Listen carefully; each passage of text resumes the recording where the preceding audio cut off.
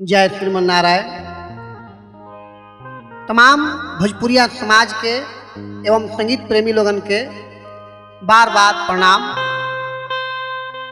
हमार गीत सुने खातिर हमारा चैनल के सब्सक्राइब करब, लाइक कर देहब, कमेंट भी करब और घंटी जरूर बजाई, चूँकि जौन भी वीडियो हम बनाई, जौन भी गीत गाइब और वह सभी के मोबाइल पर अप टू डेट हो। आई आज के भजन फिर मानत से रही। वो समय के बात बा जौना समय महाराज राजा दशरथ जी से कैकेयी जी दू गो वरदान मांग ले तारी। पहला भरत जी के टीका यानी गद्दी, और दूसरा भगवान रामचंद्र जी के वनवास। जब रामचंद्र जी के वनवास कैकेयी माता जब मंगली तो महाराज दशरथ जी अधीर हो गई, धरती पर गिर गई, निकली कि हे कैकेयी, हे महारानी, ई बात कहते तहरा इचिको शर्म ना आई है। महाराज कहत रहे कि आखिर कौना बात के सजा तू हमरा के देता रुकी, राम के बने भेजता, भगवान के वन मत भेज। महाराज दशरथ जी कहतनी का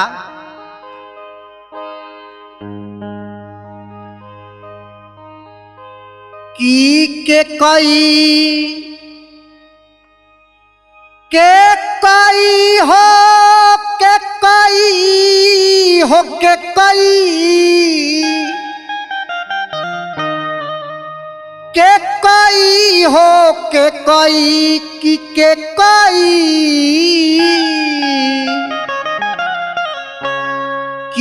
कैकेयी कौन बतिया सोचेलू अपना मन में, राम के भेजलू वन में ना।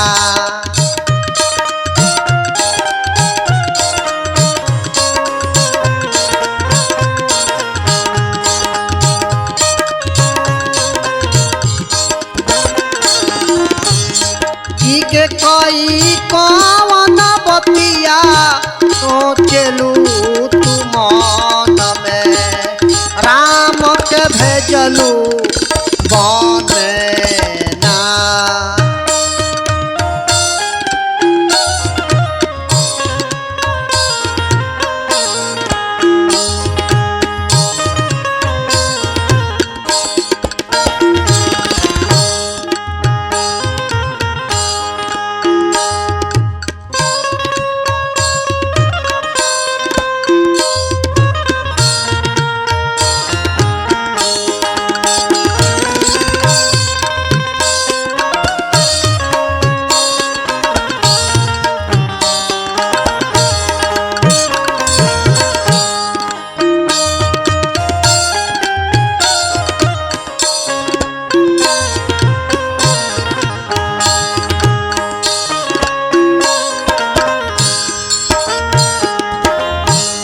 गीत के पहला पद में कवि वर्णन करता नहीं, मर्यादा पुरुषोत्तम भगवान रामचंद्र जी नारी सहित अपना भाई के लेके वन खातिर चल। यही बात के कवि कहतनी का छोड़े महला टारी लिहले भाई संग नारी,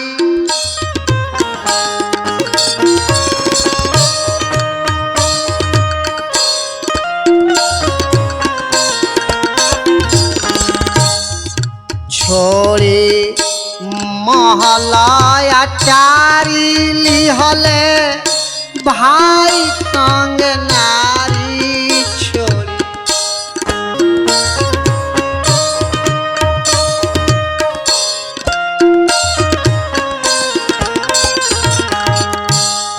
छोड़ी महला टारी लिहले भाई संग नारी, भाई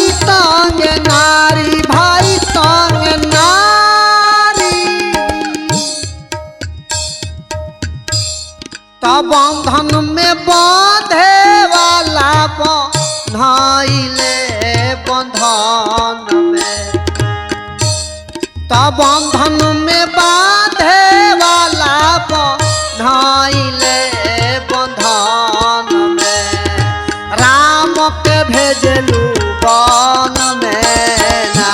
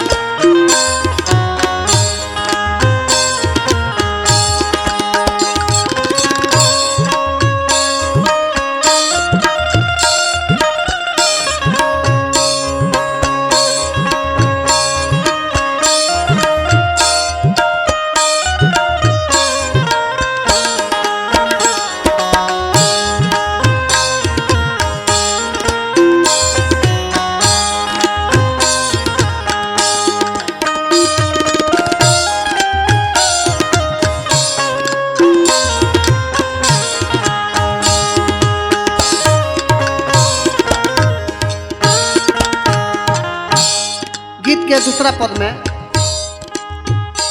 कैली तनिको न दाया उनका लागल नाही माया कैली,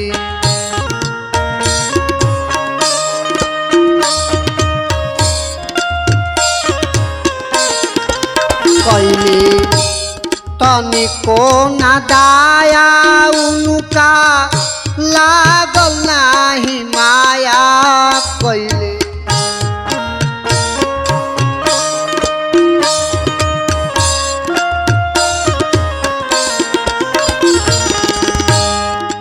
कैली तनिको न दाया तो उनका लागल न माया, लागल न माया, लागल न माया। तगिरी गईली, तगिरी गईली भरत के नयन में, राम के भेजली बन में ना।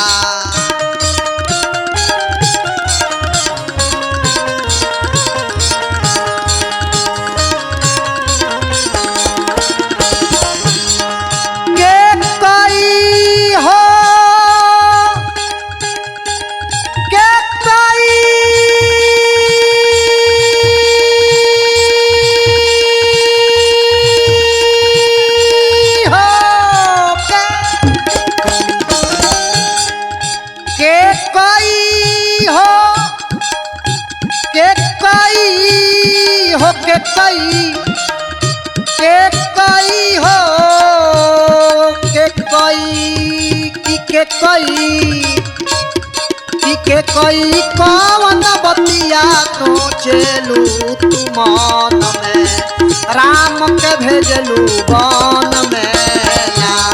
के कई कवन बतिया तो चलू